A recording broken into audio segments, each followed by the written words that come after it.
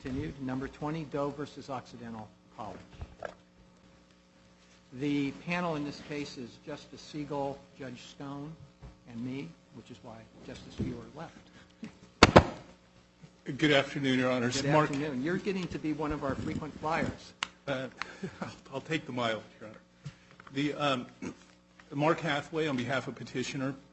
I'd like to address the limitations on the independent judgment review of evidence under 1094.5 that's imposed by Fukuda and the requirements of Bixby.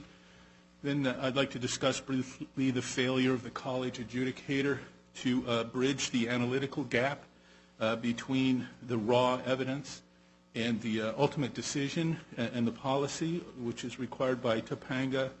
And then third, the lack of evidence, the lack of substantial evidence to support the two critical findings in the adjudicator's decision.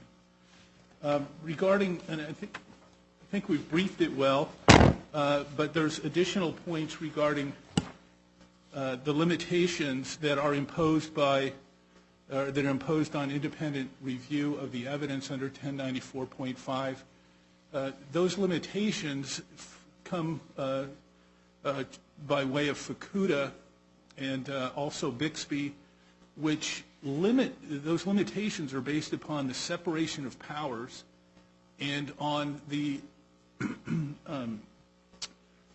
official duty presumption under what is now Evidence Code 664.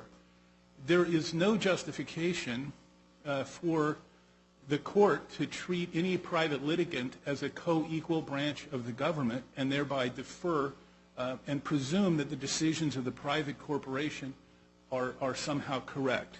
There's no foundation for that in Fukuda or in Bixby, and although Pomona College case and Gupta versus Stanford has applied 1094.5 to college disciplinary decisions at private colleges and universities, there's been no application that the official duty presumption applies to any private employee of a private entity, or that there's some reason to believe that deference should be given by a court to one private litigant over the other.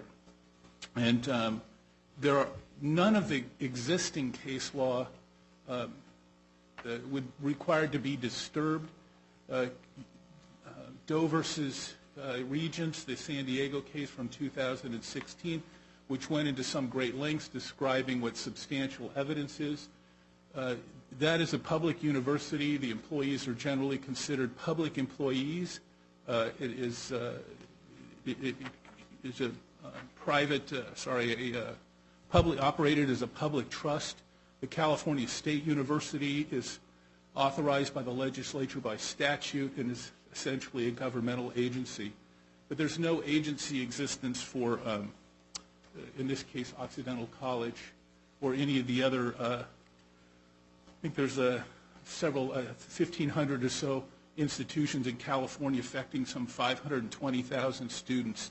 None of those students are going to, or decisions made about them are going to be made by a government agency that's entitled to those requirements, to deference. There was a case, I think, by this panel, 28, the cheating case, Doe versus USC, which talks about substantial evidence that that's the test. But in that case, the sanctions were an F instead of a B or an A, and that's not the kind of permanent damage or substantial sanction that's imposed for a student who's going to be suspended for a long period of time or by expulsion.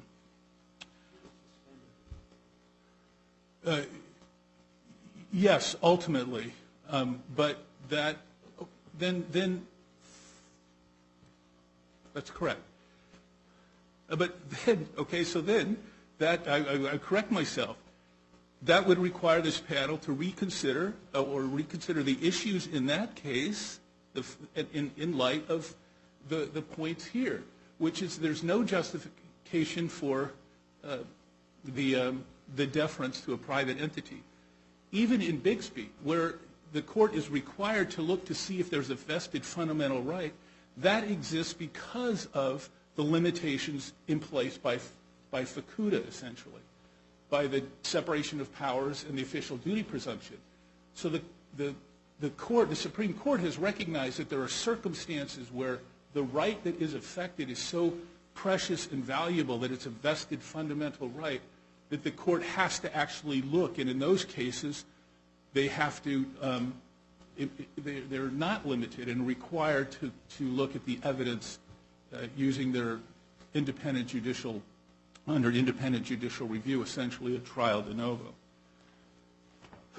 Then I'd like to just address the adjudicator's decision and the lack of any connection, analytical connection, between the raw evidence and her ultimate decision. And this concerns first the determination. I think we all agree both students were drunk. Shane was exhibiting every conceivable, or maybe not every conceivable, but she was exhibiting all the behavior of someone consenting to sexual activity. It's probably one of the best documented circumstances of consensual sexual activity between students that are intoxicated that could exist. We have her before texting, asking for a condom. That only makes sense if there had been an agreement before to come back to have sex. She has sex in the room. I don't want to go over the facts again, but then she leaves, and even after that she goes and she's happy elsewhere in another dorm, exuberant. So the question is, was she was incapacitated at the time that she was actually, as the adjudicator found, actually exhibiting all the indications of consent by her conduct, by her actions, by her texting, by her behavior. And what she concludes is that her removal of her shirt while dancing, that she wouldn't normally do that somehow means that she was incapacitated, and that affected her decision-making ability, and she was not aware of the consequences of her actions, and that she somehow didn't appreciate the consequences of her actions. But that's not what the policy requires. The policy states that does she understand the who, what, when, why, or how of the sexual activity. And there's every indication at every moment, almost contemporaneous texts to her friends. She throws up. She even comes in and asks for gum, indicating that she's aware of her circumstances, where she is, that she's just thrown up, that she wants to be presentable, that she wants to do something with her breath, that she knows what activity is going to continue. And it's only the later not quite remembering the sexual intercourse. Now, she remembers the oral sex, and that's apparently consensual because she remembers it. But the investigator doesn't connect those findings on 664 that she was incapacitated. At the time, she's doing everything she can to indicate consent. And then the next point is that she talks about whether the respondent knew or should have known, and she creates a requirement that's not in the policy that says she's supposed to determine what a sober respondent would have done. And she lists essentially the same few points. But a sober person seeing that she had vomited doesn't indicate anything about capacity and incapacity. She was swigging vodka in her room, but he didn't know what she had done before. She was dancing exuberantly. She was slurring her speech. And the key, and I think if the trial court was talking about ripping off the shirt, there's no ripping off the shirt. It doesn't exist anywhere in the record. She took her shirt off. But even that, how would anybody who just met her know that that's not her usual behavior? Those do not indicate to a sober individual, and plus I think this shows all that the adjudicator did was look at the substantial evidence that supports her finding. She doesn't balance or weigh the evidence. She herself is doing a substantial evidence test to support the initial allegations that there was a lack of consent. She doesn't weigh the sober person getting a text that says, do you have a condom? She doesn't weigh any of the behavior or the conversation that they had in the room. It only makes sense that they had that behavior because of the text messages. She doesn't weigh anything. And if the court never looks at whether there's preponderance of evidence to support a finding, and the adjudicator at the school level never looks, then the student would never be in a position to have a court overturn a decision. There's always going to be substantial evidence. I think Doe versus UC San Diego makes that clear.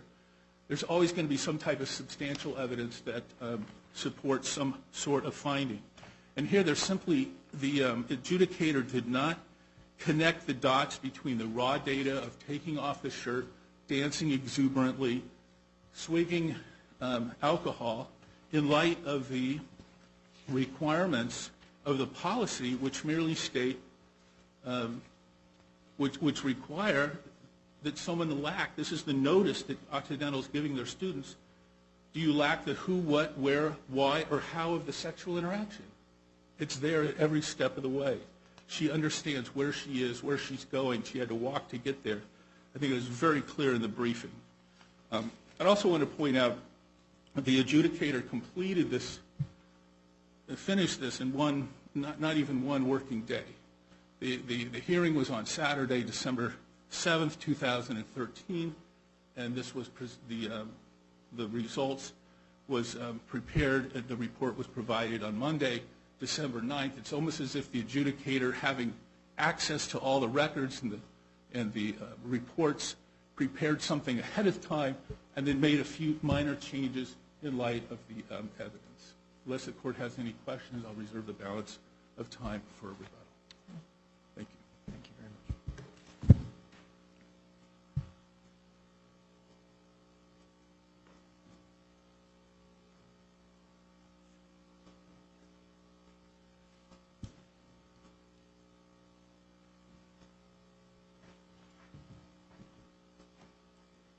May it please the Court, I will respond briefly, if I may, to the arguments of appellant that have just been identified here, and then I have a few other points to address. First, the standard of review. The Court now, across a number of its divisions and in other districts as well, has a long line of consistent cases applying the substantial evidence test on mandamus review. It's not an issue of private corporations or public entities. It's the fact that in this kind of proceeding, a petition that appellant filed, he comes to the court on mandamus review. That is a limited proceeding. That is a proceeding in which the court does not have anything other than the administrative record generally to review. No live witness testimony like the administrative adjudicator had. So by its nature, only a limited review can and should be conducted, as the precedent acknowledges, unless there is an extraordinary circumstance of a vested fundamental right. Going back to Gerfinkel and the line of cases in the academic context, the law is consistent. There is no fundamental vested right to a private college education. Therefore, on mandamus review of a petition for mandamus, substantial evidence is the standard, and of course de novo for a review of fair hearing and fairness. And that is a very well-established precedent now that applies to this case as well. In terms of the analytical gap that counsel refers to, as was the case at the trial court level, counsel here, an appellant, essentially go through just a simple selective cherry picking of certain facts. Of course, on substantial evidence review, the court examines all of the evidence that supports the administrative decision to determine whether a reasonable adjudicator could have reached the result, and only if a reasonable adjudicator could not have on the supportive evidence in the record should the court disturb the administrative finding.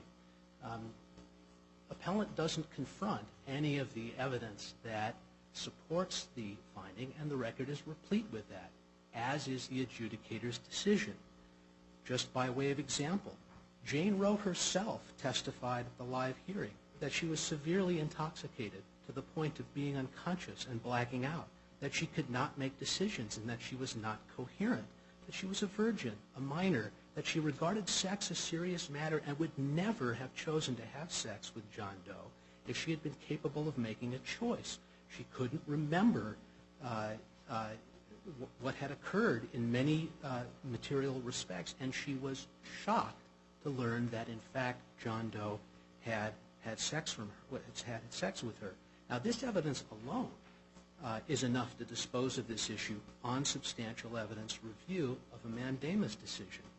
As the court noted in the Doe versus Regents decision, the testimony of a single witness, even that of a party, is sufficient to provide substantial evidence to support a finding of fact. But Roe's testimony in the underlying hearing was also bolstered by substantial uncontradicted evidence from disinterested third-party witnesses, and we don't hear about that much from the appellant in his arguments in this appeal. These witnesses, the material statements of whom are analyzed and summarized at length in the administrative decision, testify that the witness, that Jane Roe was incoherent, stumbling, unable to speak, unable to be understood, couldn't swallow, was dribbling water out of her mouth, was very incapacitated, past drunk, and numerous other indicia of incapacitation. And these witnesses provided these observational evidence statements with respect to their observations close in time to the intercourse, both before and after.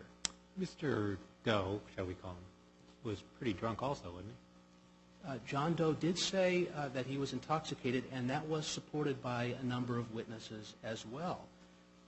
Didn't he also lack capacity to consent? So that a reasonable person had Ms. Roe, I'm trying to remember Doe or Roe, Ms. Roe, was also not capable, he was also not capable of giving consent? Theoretically, it's possible that both parties to a sexual contact Isn't that might be pretty much what happened here? No, not at all. In fact, exactly the opposite. First of all, and most importantly, John Doe never made any claim in this administrative proceeding that he was incapacitated. And if the court will give me a minute to find the specific reference, he specifically said, I was not incapacitated during the hearing. He was very explicit about that. He was not incapacitated. Now, he also challenged the capacity of, the alleged incapacity of Jane Roe. But at all times during this administrative hearing, John Doe was clear that he had capacity even though he was highly intoxicated. In fact, that was his essential position, was that both sides had capacity because I was intoxicated, but I had capacity, and she was intoxicated and must have been operating the same way. Of course, she was younger than him. She was 5'2". Her physiology was a lot different, and she was behaving very differently according to the witnesses. She's not much younger.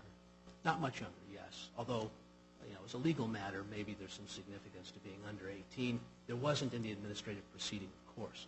But the point is that the policy was equally available to John Doe.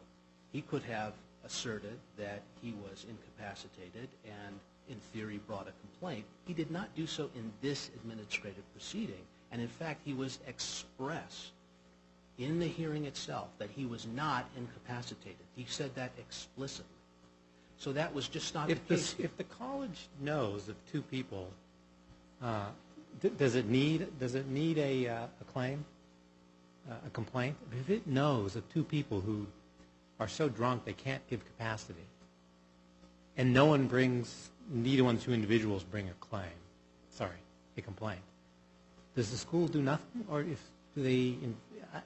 In other words, what's the policy? Yes, Justice Siegel, the school takes that into account expressly and within its own policy. Take what into account? The fact that intoxication may run both ways and may play a role within the determination process. It's memorialized explicitly in the policy. The policy requires that there be a finding that the respondent knew or should have known, that is evaluated. No, that wasn't my question. My question is, if there's no complaint, but the school learns about a bunch of drunk freshmen having sex with each other and maybe not having capacity, do they do anything without a complaint, or do they wait for a complaint?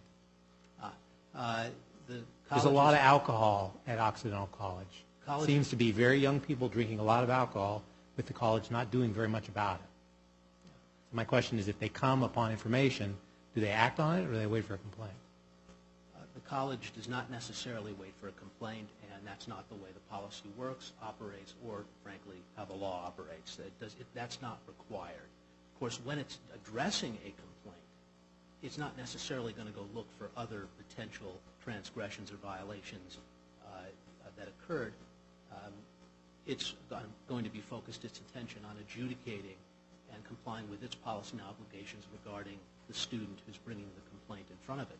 But the respondent's intoxication, while under the policy does not provide a defense in and of itself for obvious reasons, obviously it was taken into account here, and the adjudicator's decision notes that and takes it into account. But since it would be a defense to any number of these cases, the fact that you were intoxicated is not under the policy a defense.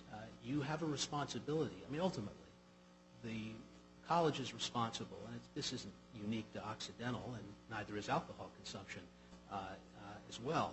And that's not limited to colleges either. It's arguably a broader social problem that goes well beyond the academic environment. But when you have a circumstance where both sides, where there is an intoxicating situation for both,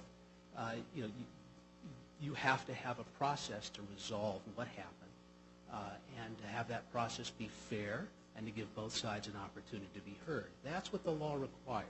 So Mr. Doe could have said, I was not incapacitated, right? I was drinking a lot, but I can handle it. And the adjudicator could say, I don't believe you. I think you were incapacitated, and then also taken disciplinary action against Ms. Rowe, right? Because she had sex with someone who, in my hypothetical, would have been found to be incapacitated. Obviously, a situation like that is hypothetical. I'm not sure. Not that far from this case, but slightly hypothetical. He was drinking a lot, and he denied being incapacitated, but certainly you or I would be incapacitated with the amount of alcohol that the evidence suggests he was drinking. He was expressed that he had capacity. Right, but if you disbelieve that statement, all you're left with is the alcohol. Well, you'd have to disbelieve his entire position in the entire matter. Remember, of course, you just heard appellant's counsel say that evidence of capacity, so much so that you should overturn an administrative decision on mandamus substantial evidence review, was demonstrated by text messages. Well, he was on the other side of those text messages and texting back and forth. He was expressed in the case at all times that he had capacity. So yes, theoretically, could the college have decided that, and the adjudicator had decided that one party who was claiming capacity was incapacitated? Theoretically, that's possible. Not really justifiable on the record here, given the position and the arguments that were made. The behavioral reaction by both students was totally different to the recognition of what happened. The interaction with their friends and other third-party witnesses was totally different. Her reaction was consistent with incapacity being violated and not giving consent. His was not. All of that, of course, if the issue of his capacity is in issue on a complaint of sexual assault by him, would undoubtedly be determined, according to the fair process, by the college and in accordance with his policy. That wasn't before the adjudicator here. Doesn't mean it was totally outside the adjudicator's purview, but not really supported by the record. Look, at the end of the day, a private college or university is entitled to set its rules for standards and conduct. Those rules and standards include sexual misconduct and the role that alcohol can play in those issues. Occidental's policy is quite explicit as to that and lays that out in policies that are available to every student. No one is required to enroll at Occidental. When someone enrolls, they consent to comply with and be subject to its policies. And those policies say that, those policies warn explicitly about the risks of intoxication and advise students that it's especially important as a member of the Occidental community to understand the intoxication level of anyone with whom you would enter into sexual conduct. That's correct, and in fact, that's exactly correct, Justice Siegel. In fact, several of the witnesses referred to the training that they had had just weeks or days before these incidents occurred. In fact, witness 3, that's why they were keeping an eye on her. And keep in mind the evidentiary circumstances here on substantial evidence review and what essentially appellant's position is at a very bottom line level. Everyone around Jane Roe is concerned about her. The evidence is consistent on that. There are people trying to pull her out of his room, to stop her multiple times from drinking vodka directly from a large bottle, checking in on her, putting her to bed, bringing her back, literally holding her up and walking her back to her room. All these people, 5, 6 witnesses, are worried about her, checking her for alcohol poisoning, holding her hair back as she's vomiting before having sex. By the way, counsel's reference to her asking for gum, that's not what the evidence is. The evidence is that she informed John Doe that she had just vomited, and he offered her a stick of gum and then had sex with her. So all of these people around her are concerned. Most of them are sober, and they can see that she's incapacitated. The one person who says that she wasn't is John Doe, who had sex with her. We've come to the end of your time. I do have one probably irrelevant question, but the policy prohibits sexual contact without effective consent or where the other individual is incapacitated. Is the second part of that redundant? I mean, can't you not, I mean, or does it add something? And if it does add something, what does it add to the prohibition of sexual contact without effective consent? It would be less obviously redundant, Your Honor, if the word effective wasn't in there, because then it would imply that the first thing is express consent. Right. Right. I would say that I'm not sure, standing here, that there is a distinction worth any difference, but I would agree with the Court that any distinction there could be or there isn't is not relevant for purposes of this case. And in terms of the adequacy of notice to a student who is charged with violating the policy, I don't remember now. Was John Doe charged specifically with having sexual contact with an individual who was incapacitated or with someone who couldn't give effective consent, or both? Or was he just generally charged with violating the policy? No, it was both, and it was express written notice to the effect. And identified both. It was two charges: one non-consensual sexual contact and sexual assault, which are defined differently under the but with someone who had not given consent and was incapacitated. Okay. All right. Thank you very much. Thank you.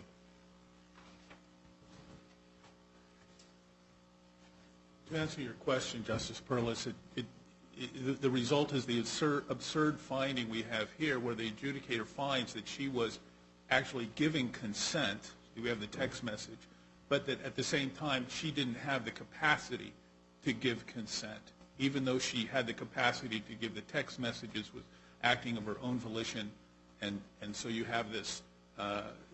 She's giving consent, but it doesn't count because she didn't have capacity because she's intoxicated. They're equating intoxication with incapacitation. I don't think any of this, well, maybe one or two of the witnesses used the word incapacitation, which, you know, isn't really a lay term, but the intoxication, clearly they were both drunk. John Doe did say, if you read his closing statement, I think even his little opening statement that he had zero time to prepare for, that both of them were intoxicated, but he had capacity, or wasn't incapacitated, took responsibility for his behavior, even though he said truthfully that he didn't remember any of it, or had very little recollection of it, just as she did. She was never unconscious. She was always conscious. She was walking. She had enough agency to make to create a ruse to get back to his room. She knew why she was going back to his room. She knew where she was going. She knew why she was going there. All of those meet the policy definition of capacity because she knows the who, what, where, why, and how of the sexual activity. It's only later the behavior that she doesn't quite remember, all of it, that it becomes an issue. Right, but then the question, which goes to my question, is it's not necessarily effective consent. If there is some difference there.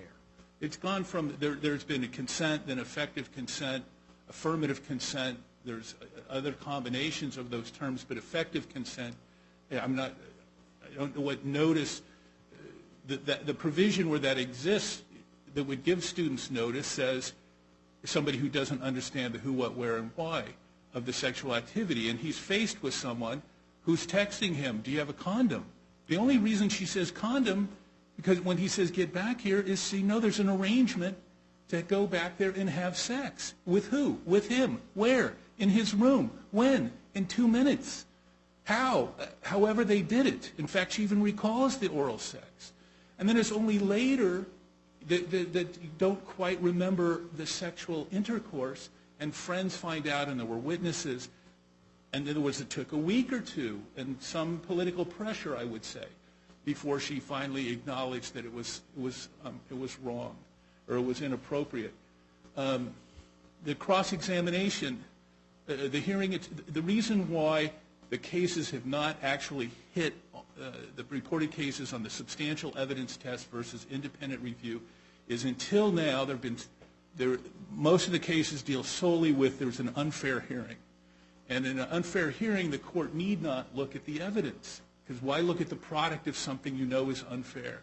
And that's what has occurred, and that's what occurred in this instance. We're weighing feathers. With one more feather, and then he wins.